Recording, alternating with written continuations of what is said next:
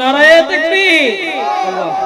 আল্লাহ রাব্বুল আলামিন কোরআনুল কারীমের ভিতরে বলছেন, ইন্নাল্লাহা আশতারা মিনাল মুমিনিনা আনফুসাহুম ওয়া আমওয়ালাহুম বিআন্না লাহুমুল জান্নাহ بأن لهم الجنة يقاتلون في سبيل الله فيقتلون ويقتلون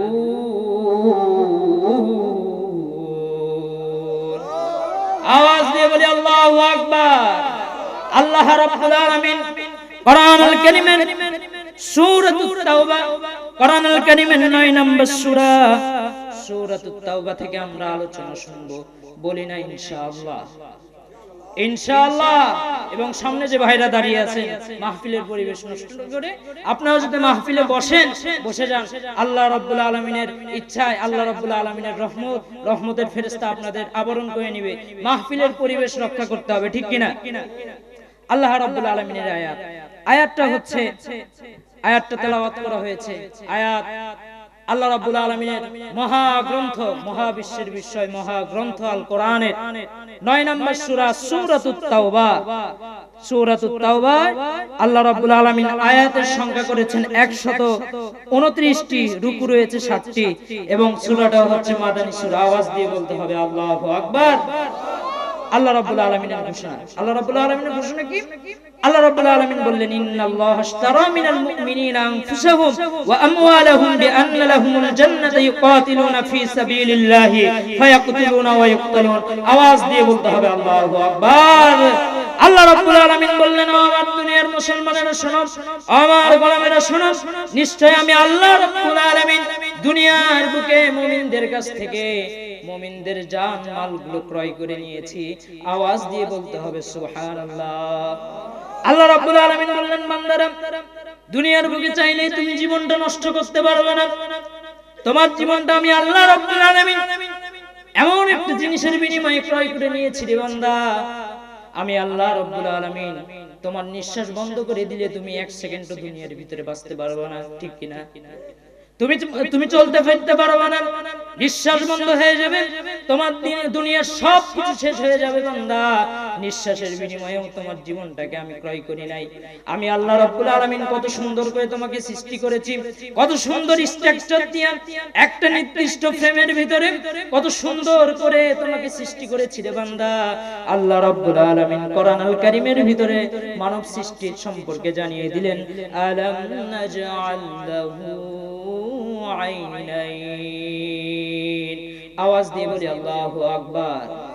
আল্লাহ রাব্বুল আলামিন জানিয়ে দিলেন, বান্দা তোমার জীবন আমি আলাম নাজআল লাহু আইনাইন, কত সুন্দর চক্ষু দিয়েছি। এই চক্ষুর বিনিময়েও আমি আল্লাহ রাব্বুল আলামিন তোমার জীবনটাকে ক্রয় করি নাই।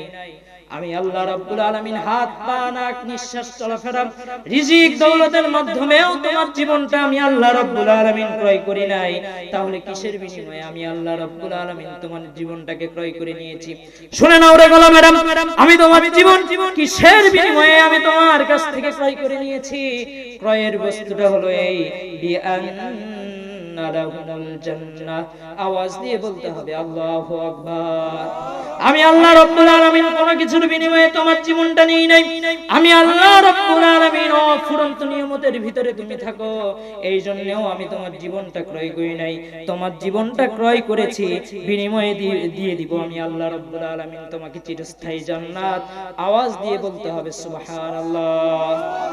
আমি আল্লাহ রাব্বুল আলামিন তোমার জীবনটা ক্রয় করে নিয়েছি। তাহলে কি করতে হবে? আমি কিসের বিনিময়ে করে নিয়েছি? নিঃশ্বাস চলাফেরা হাত পা নাক মুখ অফুরন্ত নিয়ামতের মাধ্যমে আমি আল্লাহ রাব্বুল আলামিন তোমার জীবনটা ক্রয় করি নাই, জান্নাতের বিনিময়ে তোমার জীবনটা আমি ক্রয় করে নিয়েছি। সুবহানাল্লাহ বলবেন না?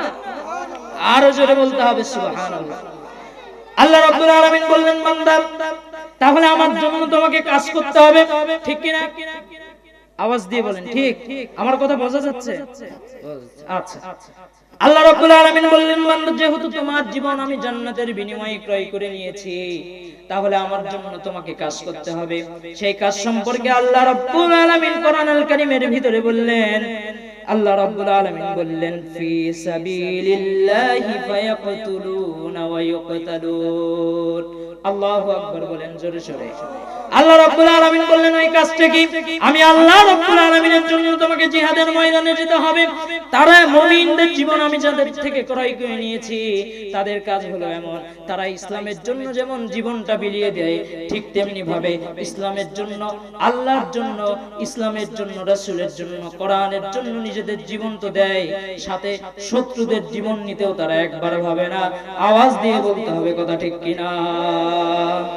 জিহাদের ময়দানে সাহাবায়ে কেরামরা যেমন করে নিজেদের রক্ত ঝরিয়ে ইসলামটাকে আজকে এত বিশ্বময় ছড়িয়ে দিয়েছে, আল্লাহ রাব্বুল আলামিন বুঝিয়ে দিলেন যে আমার বান্দারা, আমি আল্লাহ রাব্বুল আলামিন যেহেতু তোমার জীবনটা ক্রয় করে নিয়েছি, তাহলে তোমার কাজ হবে তুমি আমি আল্লাহ রাব্বুল আলামিনের জন্য জিহাদের ময়দানে যেমন করে জীবন দিয়ে শহীদ হয়ে যাবে, ঠিক তেমন করে কাফের রামবাগ নাস্তিক মুরতাদদের সাথে জিহাদ করতে গিয়ে তাদের জীবনটাও তোমাদেরকে তাদের সাথে যুদ্ধ করতে গিয়ে জীবন দিতেও হবে, আবার জীবন নিতেই হবে, ঠিক কিনা?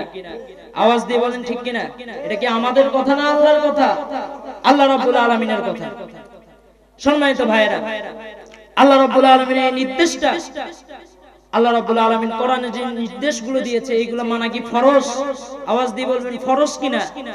তাহলে আমরা যেমন করে নামাজ পড়ি, আমরা যেমন করে তাসবিহ তাহলিল করি, আমরা যেমন করে দুনিয়ার বুকে চলাফেরা করতে গিয়ে বিভিন্ন ভালো কাজের সাথে জড়িত হয়ে নিজেদেরকে মনে করি যে আমরা সওয়াবের সাথে জড়িত, ঠিক কিনা?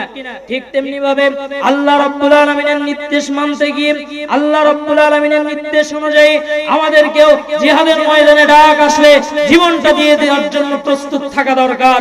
আওয়াজ দিয়ে বলবেন কথা ঠিক কিনা? আরো জোরে বলতে হবে কথা ঠিক কিনা? সাহাবায়ে কেরামরা নিজেদের হাত, চোখ, মুখ, রক্ত শুধু নয়, নিজেদের জীবন দিয়া ইসলামটাকে যেভাবে রক্ষা করেছে আমাদেরও সেইভাবে রক্ষা করতে হবে। আওয়াজ দিয়ে বলেন কথা ঠিক কিনা?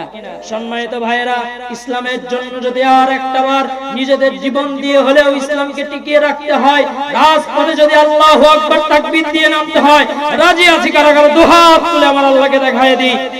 নারে তাকবীর, নারে তাকবীর। আল্লাহ রাব্বুল আলামিনের জিহাদে আমাদের অংশগ্রহণ করার প্রয়োজন আছে না নাই? আল্লাহ রাব্বুল আলামিনের সাহাবী, আল্লাহ রাব্বুল আলামিনের রাসূল উহুদের যুদ্ধের তামামা বেঁচে গেল।